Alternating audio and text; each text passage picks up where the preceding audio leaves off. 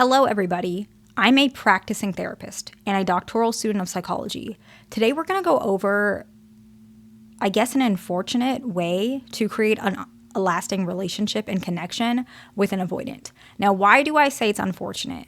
Because I don't think it's healthy for the long run. And I want to clarify that right away. I don't think this is healthy for the long run because basically what the strategy is, and I'm just going to say it straight in the beginning of the video, basically when you do what they ask, even if it's not always the most healthy, based on their deactivation strategy, which I'm going to give you details of what I'm talking about. I don't want you to just do everything they ask, okay? I'm going to give you specific examples. That tends to actually build trust and make them have a lasting relationship. However, I don't want you to do that for your whole lifetime of the relationship. No, probably for a couple months off and on, depending on what they're asking. But I don't want you to do something that makes you uncomfortable. Obviously, this is going to be a little confusing. So I want to clarify, it doesn't mean that you have to do everything they say and you get no say at all. Absolutely not. Unfortunately, avoidants just trust relationships less. And so they only are able to they tend to be able to understand relationships in a smaller lens. It's easier for them to pay more attention to the value of a relationship when there is less emotional volatility. And that's usually what they're asking for. Some form of you putting away your emotions, which I know is not healthy, which is why I'm telling you only a little bit. Do it for a couple weeks, maybe a month. I don't want you to do it for the entire relationship. I know I'm repeating that a lot, but I'm telling you it's not healthy to do it for the entire relationship because they have to change too. But why is it healthy to do it or helpful to do it for a little bit? Because it helps them to realize they have a say in this relationship too, and they can get their needs met even if it's a little bit of an unhealthy need. If you're an anxious person, maybe for whatever reason you really, really, really need a 1-hour phone call every night before bed. Maybe you're going through something. Yes, it's not the healthiest, but can it be done temporarily for a couple weeks, maybe a week? Yes, it'll probably make you feel better. You'll calm down more, and then your partner can decrease that, and then you guys can go back to whatever your typical is. But if it makes you feel better, that's okay. It's the same thing. So avoidance might say, basically along the lines of, I can't handle your emotions right now. Can you keep it to yourself for a little bit, and then maybe we'll revisit? Usually that's what they're asking. And so that's the unfortunate secret. The unfortunate secret is sometimes you have to put your emotions away. Now, I'm going to give you some examples of what that looks like, what they're expecting of you. And so you can know what I'm talking about. I'm not saying this is wrong or right, and I'm not telling you to do this. I just am giving information because a lot of people have been asking what this means in my comments multiple different ways. And I did promise I'd make that video. So here it is, okay? So the very first one is they're expecting a high level of you in terms of regulating your emotions. This could be to the point where I've seen it, where they actually point out it on the spot what they don't want you to do, okay? This can be pretty suffocating if you're a fearful avoidant, and so that's when sometimes the butting head starts happening because you might start deactivating as well. So keep that in mind. Now, I'm gonna give an example, okay?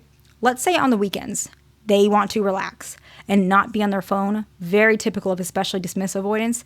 And every time you text more than they expect, right away they're going to say something, oh, by the way, you said we could decompress on weekends, so I'm just reminding you, keep texting to the minimum, right? Right away, barely giving you any room to mess up. So right when you messed up, in their mind, they point it out. Now, why is this something that can actually help build connection?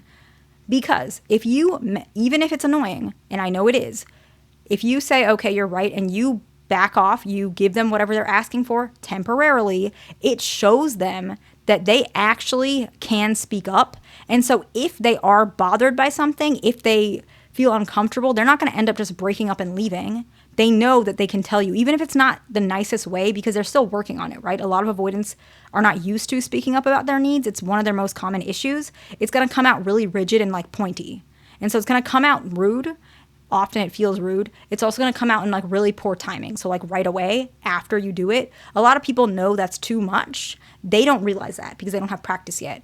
But it is a good sign because instead of them disappearing out of nowhere, they're telling you, hey, I don't want you to do it like that, right? They're pointing it out right away. It feels a little controlling. I understand that. It is.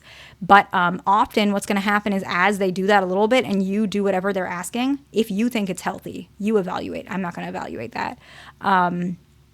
They will actually understand how to speak more clearly because they realize that their needs are going to be met and they're getting more practice. So they're not going to just disappear on you. They're going to actually stay as long as possible because they feel safe and you're able to meet that need, whatever they're asking, okay? The other time this might show up, the next one is they're expecting you to meet a need that you have had, like meet a need of theirs that you've been meeting the entire time. I'll give an example because, again, that's confusing. Way more common with male avoidance. It doesn't matter if it's fearful or dismissive, but just more common with males in general. Let's say you always make him breakfast, and he'll be very, very, very quick to notice that you didn't make him breakfast. And it's not that he's saying, oh, why are you not making my breakfast? Like, what's the problem with you? Not at all. It's just he realizes that something's different. Could be that you're mad at him. It could be that you're hurt. And so he might say something like, I like eating your cooking. Are you okay? Why did you not make breakfast today? And so this is actually a sign right there that he's telling you, you making breakfast for me makes me feel like you love me. Because a lot of avoidants, they like to show love in like a lot of people call it like an acts of service type of way. And so that's why you'll see it like this. They feel loved when you do this. It's not that they're taking you for granted. Actually, that's why they notice it right away. But it can be kind of suffocating because you feel like, maybe you just forgot, or maybe you're tired, or maybe you were going to do it, but maybe you were just going to do like a brunch type of thing. But they just notice it right away. And so when they point it out, you can mention, don't worry, I'm going to make breakfast, or you can just give them the reason. But by communicating with them what they're asking for, whatever it may be, and resolving that feeling that they're having, whatever it may be, it helps them to feel like they're allowed to be part of this relationship again. It feels like you're putting your needs behind theirs. That's not necessarily what you're doing if you're only doing it temporarily, but it can help them to feel like this relationship is theirs, which is why it creates a lasting connection, if that makes sense. The next one is that a lot of people don't like this one, and I understand, but it's so common. They actually teach you things that they want to see you get better at. And it's not because they're like making fun of you. A lot of people think this is like flaw finding. I don't see it like that because I notice it's usually something that they like and they want you to have because they see you as a long-term partner. A lot of them say that stuff in session, right? They're just doing this because they love you and they see you as a forever partner. But what ends up happening is some people take this very wrong and they think their partner is criticizing them. And then they crash out, they get uncomfortable, or they refuse to do whatever it is, which you're right completely. And then the avoidant individual, that lasting connection they were trying to build is starting to crumble. And so I'm going to give you an example. Let's say they want you to be a better driver. So common. I don't know why. That one's a really common one. I don't know. I have this thing as well. Like, I prefer people who drive a certain way. I have that as well. I'm not really sure what that is, but it's really common with avoidance. Like, I don't know what it is.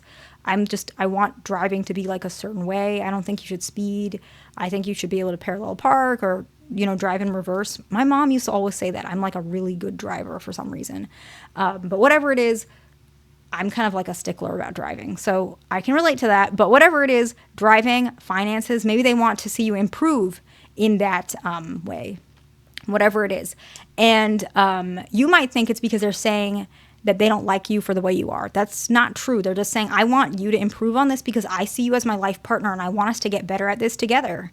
Right? I want you to be better at driving so that I can know that you're safe when you're driving. It's not because I'm making fun of you. This is an example, right? I want you to be better with finances so when we get married, we can be more on board with finances, right? So it feels annoying because you have to, again, possibly put away whatever feeling you have about this, at least temporarily, and kind of see where they're going, right? But that's kind of part of relationships in some way, some form of compromise. It doesn't mean you can't say, or ask them, do you not like my driving or what's wrong with my finances? And you can still be upset.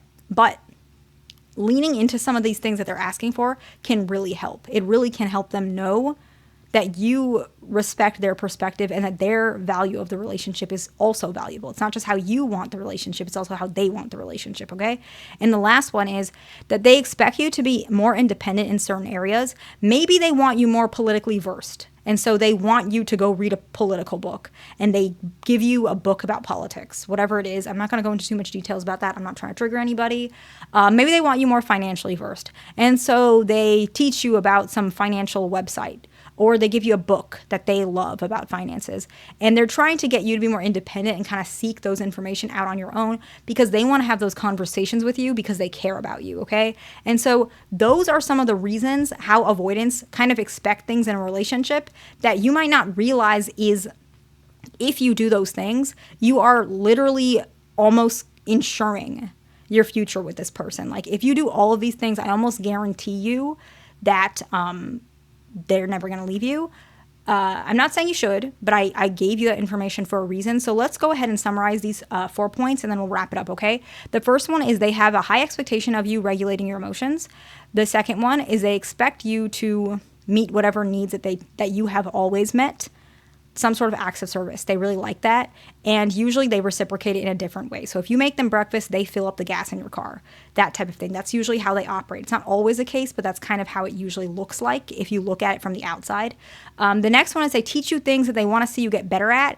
And the fourth one is they expect you to be more independent in certain areas, which is going to be particular to your relationship. I hope this video was helpful to somebody. Please like, subscribe. I will see you in the next one.